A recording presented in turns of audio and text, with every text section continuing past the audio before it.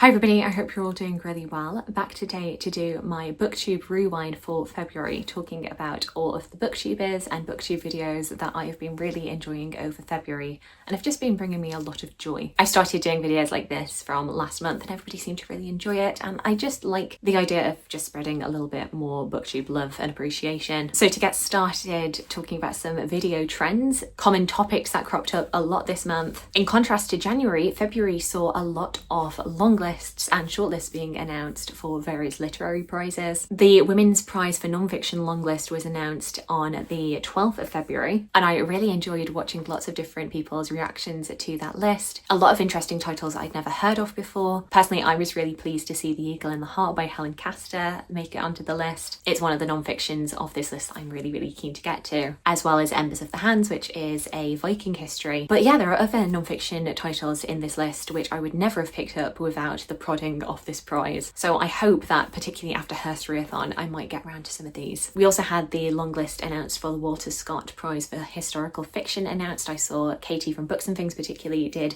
her predictions and then her reaction video to the various historical fiction on this list. I'm not gonna lie to you, despite the fact that I love historical fiction, I always feel a little bit underwhelmed by the Walter Scott Prize. Mainly probably it's because a lot of the historical fiction that they feature are not titles that I know, and so I just kind of think it's a shame for a lot of the historical fiction that I read last year to never really get a look in. Though Glorious Exploits was on that list, I have recently read that and enjoyed it, and I think I just need to push myself to be a little bit more intellectually curious about historical fiction that I don't know about. So I'm very keen to learn more about these books. And then very recently we had the International Booker Prize longlist be announced. This seems to me to be the strongest longlist that I've seen so far. I don't really read a whole lot of translated fiction, but there are a lot of really great books on this list, and I've been really loving the reactions that I've seen so far, the summaries of all these different books. It's given me a lot to mull over. Of course, because Valentine's Day is in February, I saw a lot of great videos about books about love, whether that's romantic love, platonic love, familial love. I saw lots of great romance book recommendation videos. Something you'll probably have seen over February is the whole Kindle debacle, with Amazon making it so that by, I think it was either the 26th or the 27th of February, Kindle readers could no longer download those books, and I saw some really great warning videos from various creators like Lena Norms and Criminoli, just basically urging people to be mindful of this and to make sure that they are downloading as many of their books as they can to make sure that we, the consumers, actually are still owning our property. February saw a bunch of great new tag videos popping up. One that I participated in myself was the BookTuber bio tag. This was created by Jessica's Library Card as a way of celebrating her 1-year anniversary on BookTube. I filmed and uploaded my video a couple of weeks ago, and I've been so delighted to see this one really picking up steam. I've seen a lot of great contributions to this book tag. I also saw the Bookish Elements tag created by Sarah over at My Granny Era, basically asking a bunch of questions to do with various elements to do with your reading, whether that is whether or not you use bookmarks, annotating your books, bookish art and accessories. There's also been the Reading Ticks tag, which was created by Kevin Towell Reads, which I saw done by Kelly over at Books I'm Not Reading, talking about little niggling reading habits that some people do and they don't really notice they're doing, and other people absolutely despise. Some individual book videos that I've really enjoyed. Firstly, I had to talk about Ben Readsgood, who has brought back his bookish news. His video just talking about publishing news, things that are going on in the publishing industry, anything that we really need to be aware of. As somebody who works in book publishing myself and I'm signed up to various newsletters, you know, it's a lot of information that I do know about, but I always feel like Ben picks up on something that I haven't really looked into, maybe because it's not relevant for my area of academic publishing. It's also just nice to get the change of medium when it comes to getting my publishing news. A different kind of video that I've been really enjoying comes from The Cultural Bumpkin, who is an audiobook narrator who is known for having a bit of a southern drawl, and he likes to do the audiobook narrations for various classics, and it's the contrast between his very southern accent to these English classics that are often done with a very prim and proper RP accent. My favourite of these being his take on Pride and Prejudice, because Mrs. Bennet in a southern accent is absolutely fabulous. Katie over at Books and Things did a really fantastic in-depth video about author blurbs and pull quotes, how they work and why they matter. This is a bit of a hot button topic. I've seen a lot of commentary of people talking about how useless they find author blurbs, and as somebody who works in publishing, I I find it quite frustrating. And I feel like Katie, at least looking at it from an editorial perspective rather than a publicity perspective, put a lot of the thoughts that I have about this into a video, really debunking a lot of misconceptions about author blurbs. And it was really interesting to get it from the perspective of somebody who has worked in editing but has also done author blurbs as an author herself. I thought it was really informative, really engaging, and I highly recommend that you all check this out. A video that I had a little cheeky giggle at was Rasheen's reading with her video Men Aren't Writing Novels Anymore, which is really bringing up this discussion of gender dynamics in the publishing industry, complaints that particularly fiction writing is very much dominated by women, that it is a very female industry. Basically, whether or not this is actually true with what is going on, and if so, does it even matter? And then finally, I wanted to tip my hat to Claudia over at the Spinsters Library, who did a fantastically funny video about what to do if your partner hates reading. You know, you often see a lot of readers on social media saying that they would die before they went out with somebody who wasn't a reader, and Claudia gives a fantastic rebuttal to that kind of way of thinking. When Claudia and her husband Bill do videos, there's just such a wonderful combination of humour and heart, and I think it's always good to have pertinent reminders that people are more than just one hobby that they do. Now let's look forward to March. It's quite well known on BookTube that there are a whole lot of readathons going on in March. For starters, there is the readathon that I host every year, which is a Readathon, looking at women in history and reading fiction or non-fiction about them. There is the Irish Readathon, where we focus on reading books written by Irish authors. March of the Mammoths, which challenges readers to read chunky tomes over 800 pages. March Mystery Madness, where we want to read a little bit more crime and mystery. Middle Grade March, where, as the title suggests, we're focusing on reading books for readers, I believe, between like 9 and 13 years old. We're getting out of picture books, but it's not quite time for YA just yet. Emily over at Novelle Novels has started a new readathon, her Bronte Readathon, which is of course looking at the 3 Bronte sisters, and I presume also their brother Bramwell, and trying to read more fiction and non-fiction about them. There are just so many readathons going on in March, and in fact, as I was going through my list of what I wanted to talk about in this video, I actually stumbled across a video by Pages with Paige, who does her own dedicated video each month talking about the various readathons that are going on. I'm going to link her video down below because there are so many more that I hadn't stumbled across that she did, and I do want to give credit where it's due rather than just reiterating her video. But there we go, that is my little summary of the various BookTube videos that I have been really enjoying in February. Very much looking forward to everything that March brings, and I feel like with all of the readathons going on in March, it's going to be quite a lot that I'm going to have to get through, but I very much look forward to the challenge. Do let me know about any videos that you particularly enjoyed watching in February. Any creators that are new to you or that you would just generally recommend that I watch. I would love to hear from you. I hope you're having a fantastic day, and I look forward to talking to you again soon.